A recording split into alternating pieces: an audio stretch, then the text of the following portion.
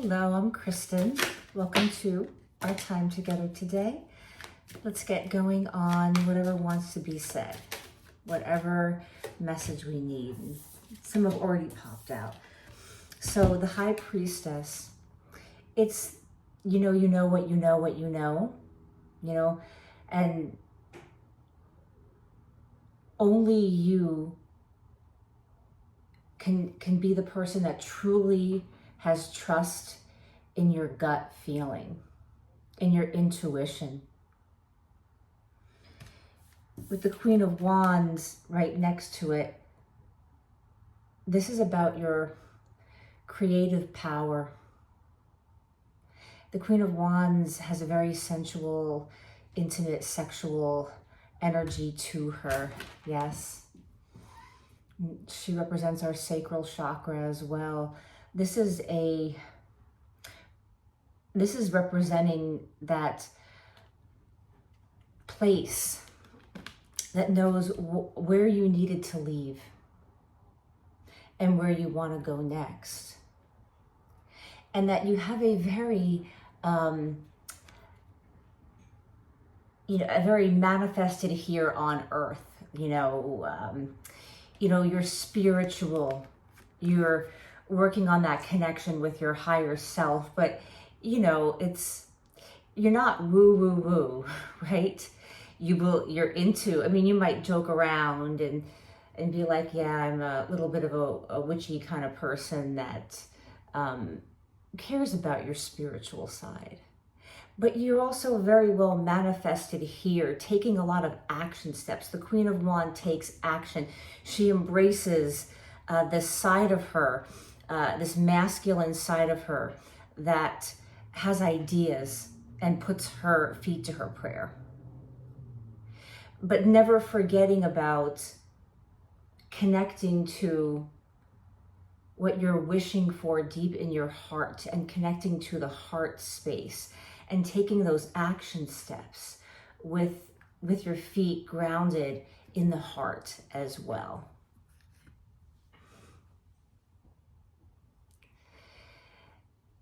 And not being afraid to be intimately connected to what you're doing or wishing to be intimately connected to what you're doing. You're looking for somebody that can really handle this part of you that wants intimacy, and for that intimacy to be on like a higher level. You want the passion, you want the physical, but you also want to feel very spiritually connected to this person. You want to feel like there's an emotional connection, that the two of you are, you're on a path together, creating a mission step by step as you each as individuals grow and change and evolve, recognizing that everyone has a right and a birthright to change their mind, to change their flow, to not necessarily be the person they were a year ago, or even to evolve from a week ago. And that doesn't have to prevent the emotional connection from continuing to deepen. As a matter of fact, it deepens more and more because there is an acceptance of we all grow and change, and I can grow and change with you. I'm not afraid to grow and change with you. This is the end of feeling anxiety around partnership and romance, perhaps after having events, dates, people, relationships that made you question your intuition. And perhaps there were issues around sexuality. I'm picking up on someone that you thought that this person was a very fiery person. He was, your match passionately, in the ways of passion, in the ways of intimacy, and it kind of fell flat. And there was disappointment around that, and perhaps there was a little bit of a game that was sort of played in someone using sort of like the promise of a deeper connection on an emotional and physical level, but they couldn't pull through the emotional or the physical. perhaps using even the physical to sort of be the temptation or the entree into the emotional. Perhaps it was breadcrumbing the emotional or coming on strong with the emotional nurturing side, or wanting to feel very connected in that chemistry. But then, it kind of got to a peak and then flattened out. And then it was kind of became all about, right, the physical chemistry. And there wasn't this balance of that spiritual, or perhaps a person that wasn't really into their own personal growth, like who wasn't interested in really breaking patterns and cycles, especially around relationships. I'm picking up around their familial, their parents. Something was seated within their family around what a relationship should look like, and what a man does. And there was a skewed vision of masculinity somehow. And then that translated into the relationships that they had, maybe marriages, maybe just committed partnerships. And, it's really not your problem to get into the anxiety of somebody else's stuff that they don't want to work on. Because somebody with, the high priestess, Queen of Wands energy, it's very feisty, it's very fearless. It's, let's go into it. Let's get down with it. Let's look at it. It may not be easy to look at my stuff. I may not want to do it, but here it is. And the only way out is through, and the only way to get where I want to go is to look at myself, grow and change, and take responsibility for my own patterns and cycles, and how I'm talking to myself, and the issues around self-worth and value, and also looking at relationship and what it means to you, and being willing to see, that's sort of a story that society told me, or my family told me, or that's an old kind of relationship that I wanted, 10 years ago or 5 years ago, or at a different point. I've changed. I'm letting go of some of these things.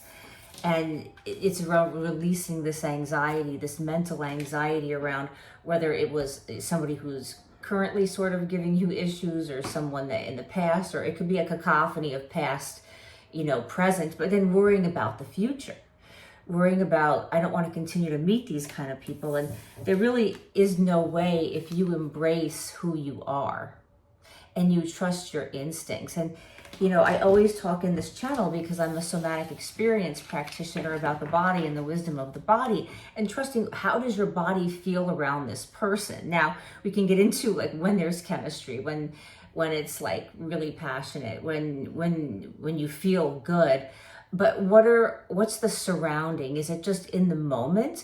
In certain moments in time with someone that you feel good? How do you feel in the body about them during the week, when you're just texting back and forth or on the phone, or them not, connecting as much as you need, or listening to even what your needs are and responding? It can be really difficult if we have, chemistry, but then someone's just not behaving the way we want them to. It's like, oh, this is so good. How come you just can't, respond to my text? And, I know that I'm talking to a group of people here that are not desperate people that are constantly texting someone all the time. If anything, I think I'm talking to a group of people that it's like, well, it's been 3 days, I'm just going to toss out a how are you, and you know what I mean? So like, that is not too much. And it's not too much that someone, could toss back, I'm doing good, how are you? Or that, you don't, the next day somebody wants to ask you how you're doing after they've had a date with you or spent some kind of time with you. It's really not too much to ask if that's what you want. So I think it is, are you clear about what you want? I was having a discussion with a mentor of mine, and she was just saying, some people like one text a week, that's like really all they want. And, seeing someone 2 or 3 times a month, and I was like, gosh, I that wouldn't really be enough for me. So what is your truth about it? And if you are the person that really just wants like one text or one reach out a week, and you've got a person that wants to like be on you several times a day with the where are you, what's going on, what you doing, what's up, are you putting up with that because of some, again, story around what your friends want or what your family wants for you? It's like, oh, he didn't reach out, or, not this or that. I had a girlfriend once that would get texts from this guy, and he'd be like, hey, baby. Oh, how you doing, baby? Oh, I miss you. And I'd be like, ugh, God, if someone sent me those kind of texts, just would be a complete turn off. So what do you want? And be fearless about asking that question, and be fearless about accepting your personal truth, because that's what's going to bring in what the next step is and what that person is that's really going to be in alignment with you for a happy and healthy relationship. All right, I'm out. Don't forget to thumbs up. It's a great way to help me out and say thank you. And please don't forget to subscribe if you like hanging out and you want more content like this. I'll see you next time. Bye.